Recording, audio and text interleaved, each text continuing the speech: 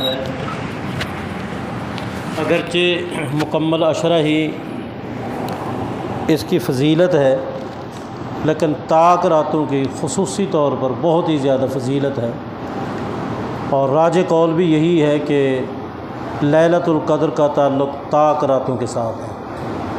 کچھ لوگوں کا تو موقف یہ ہے کہ آخری عشرے میں ہی محنت کرنی چاہیے، لیکن راج قول یہی ہے کہ طاق رات وہ کوئی نہ کوئی لیلۃ القدر بنتی ہے۔ آج ابھی جو آپ نے قرآن پاک سنا ہے، اس میں ایک پورا رکوع ہے جس میں اللہ رب العزت کی آیات کا ذکر ہے کہ آپ اگر اللہ تعالیٰ کو پہچاننا چاہیں تو کتنی ہی نشانیاں ہیں جن کے ذریعے آپ اللہ کی پہچان کر سکتے ہیں۔ یاد رکھیں، دنیا کے اندر ہر چیز کی پہچان مشکل ہے اور اللہ کی پہچان سب سے زیادہ آسان ہے۔ ہر چیز کے تعارف کے لیے علم ضروری ہے، لیکن اللہ کے تعارف کے لیے اگر انسان کے پاس کوئی علم بھی نہ ہو تو بھی اللہ کی پہچان ہو سکتی ہے، اور یہ چیز فطرت میں ہے۔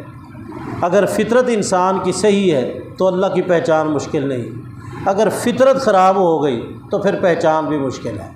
محترم ساتھیو، اس رکوع کے اندر رب کائنات نے ایک جگہ یوں کہا ہے، وَمِنْ آیَاتِهِ أَنْ خَلَقَ لَكُم مِّنْ أَنفُسِكُمْ أَزْوَاجًا۔ اللہ کی نشانیوں میں سے یہ بھی ہے کہ اللہ پاک نے تمہارے لیے تمہارے نفسوں سے تمہاری بیویاں بنائیں، تمہارے نفسوں سے تمہاری بیویاں بنائیں۔ یاد رکھیں، سب سے پہلا انسان آدم علیہ السلام ہے، اور اس انسان کو بنانے کے بعد سب سے پہلا جو رشتہ اللہ نے بنایا ہے وہ بیوی کا رشتہ ہے۔ ماں کا رشتہ بعد میں، بہن کا، پھوپھی کا، خالہ کا، بھتیجی کا، بھانجی کا، جتنے بھی یہ رشتے ہیں یہ سارے رشتے بعد میں ہیں۔ سب سے پہلا رشتہ جو اللہ نے بنایا ہے وہ بیوی کا رشتہ ہے۔ اور وہ زندگی جو جنت کی زندگی تھی وہ کتنی خوبصورت زندگی تھی، لیکن وہاں بھی بغیر بیوی کے زندگی خوبصورت نہیں تھی۔ جنت کی زندگی بغیر بیوی کے خوبصورت نہیں تھی، اس لیے اللہ پاک نے وہاں بیوی بنا دی تاکہ وہ زندگی مزید خوبصورت ہو جائے۔ اگر گھر کے اندر سب کچھ ہے، بیوی نہیں ہے تو یقین جانیں گھر خوبصورت نہیں ہے۔ مہ بھی ہے، مہ خانہ بھی ہے، ساقی بھی ہے، ساغر نہیں، دل چاہتا ہے لگا دوں آگ ایسے مہ خانہ کو۔ بیوی والا وہ رشتہ ہے کہ اس کے بغیر زندگی ادھوری ہے۔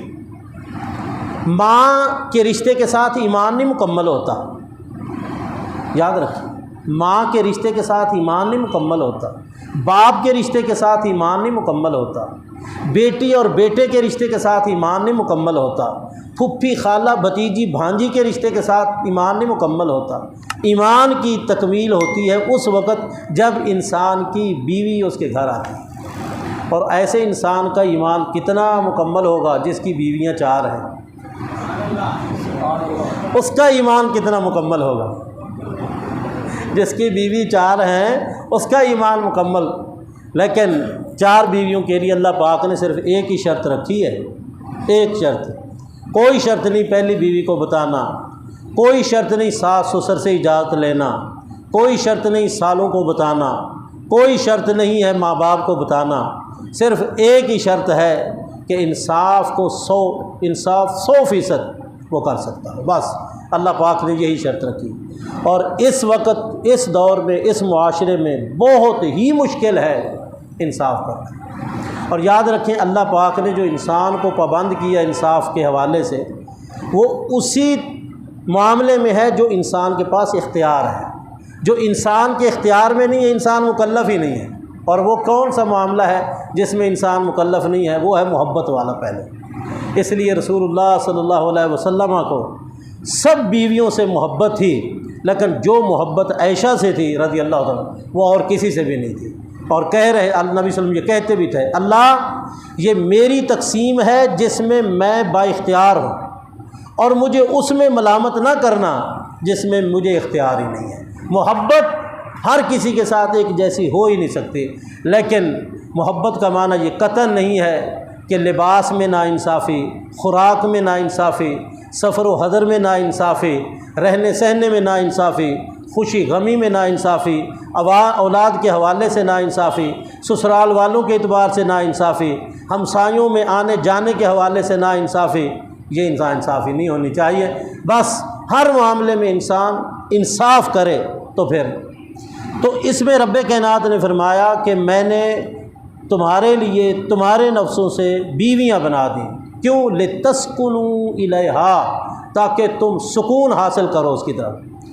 اس آیت سے سمجھ آتا ہے کہ گھر کے سکون میں بنیادی کردار بیوی کا ہے، شوہر کا کم ہے۔ گھر کا سکون اگر بنانا ہے تو بیوی نے بنانا ہے، اور گھر کا سکون برباد کرنا ہے تو اس میں بھی زیادہ جو معاملات ہیں وہ بیوی کے ہوتے ہیں۔ اللہ پاک نے 3 چیزیں سکون کے لیے بنائی ہیں، اور تینوں کا ذکر اللہ پاک نے قرآن میں کیا ہے۔ گھر سکون کے لیے، یہ بھی قرآن میں ہے، وَجَعَلَ لَكُم مِّن بُيُوتِكُمْ سَكَنًا، اللہ نے تمہارے گھر بنائے ہیں سکون کے لیے۔ اور دوسرا بیوی اللہ نے سکون کے لیے بنائی، جو یہ پڑھا ہے۔ اور تیسرا اللہ پاک نے رات، وَجَعَلَ لَكُمُ اللَّيْلَ لِتَسْكُنُوا فِيهِ، تاکہ تم رات اس لیے بنائی تاکہ تم سکون کرو۔ ایک بندے کو گھر بھی میسر ہے، ایک بندے کو بیوی بھی میسر ہے، ایک بندے کو رات بھی میسر ہے، اور پھر اس کو سکون نہیں ہے، تو اس میں یا تو بیوی قصوروار ہے اور یا وہ خود قصوروار ہے۔ تو اپنا محاسبہ کرے، جس کے اندر جو کمی کوتاہی ہے وہ دور کرے۔ کہیں گھر ایسا بنا دے کہ گھر ہی بے سکون ہو، گھر ہی انسان ایسا بنائے جس میں سکون ہی نہ ہو، ساری رات انسان سوئی نہ، اور گھر کے اندر چیزیں ہی ایسی لگا رکھی ہیں کہ ساری رات وہ دیکھتا ہے، تو اسے کیا خاک سکون ملے گا؟ جب اللہ نے رات بنائی تھی سکون کے لیے، اس رات کو وہ سوتا ہی نہیں، تو اسے سکون کیسے ملے گا؟ بیوی اللہ نے بنائی سکون کے لیے، اور بیوی ہر وقت اس کے لیے وہ پریشانی کا سبب بنی ہے، تو سکون کیسے ملے گا؟ اس لیے اپنا محاسبہ کریں، جس کے اندر جو کمی کوتاہی ہے وہ اس اپنی دور کرے۔ یہ 3 چیزیں اللہ نے سکون کے لیے بنائی ہیں، اور انہی کے ذریعے اللہ کی پہچان ہوتی ہے۔ اس کا مطلب یہ ہے کہ بیوی کے ذریعے اللہ کی پہچان، بیوی کے ذریعے اللہ کی پہچان۔ وہ کیسے کہ اللہ پاک نے پہلی جو بیوی بنائی ہے وہ بغیر ماں باپ کے بنائی ہے، نہ اس کا باپ نہ اس کی ماں، بلکہ اس انسان سے بنائی ہے۔ اور بنائی بھی کیسے ہے؟ ٹیڑھی پسلی سے بنائی ہے، ٹیڑھی پسلی سے۔ پسلی ٹیڑھی ہوتی ہے، نبی صلی اللہ علیہ وسلم فرمایا یہ ٹیڑھی ہے، اس کے ساتھ اسی انداز میں زندگی گزار دے۔ اگر اس کو سیدھا کرنے کی کوشش کرے گا تو یہ ٹوٹ تو سکتی ہے، سیدھی نہیں ہو سکتی۔ اور دیکھیں نبی صلی اللہ علیہ وسلم نے فرمایا ساری زندگی انسان اس کے ساتھ حسن سلوک کرے، اور ایک موقع پر اس کی خواہش پوری نہ ہو تو اس نے کہنا یہ ہے کہ کبھی تو نے میرے ساتھ کوئی وفا کی ہے؟ یقین جانے اس وقت سر سے لے کر پاؤں تک بندے کو آگ لگ جاتی ہے، اور دل چاہتا ہے بندہ گولی مار دے اس کو، کہ ساری زندگی انسان اسے حسن سلوک کرے اور ایک موقع پر اس کی خواہش پوری نہ ہو، اور وہ کہے کہ تو نے کبھی زندگی میں کوئی وفا کی ہے؟ کبھی تو نے میری کوئی بات مانی ہے؟ کبھی تو نے مجھے کوئی چیز دی ہے؟ تو بندے کو اس وقت کیا، لیکن بندے کو ہنس کے یہ ٹال دینا چاہیے۔ کیوں؟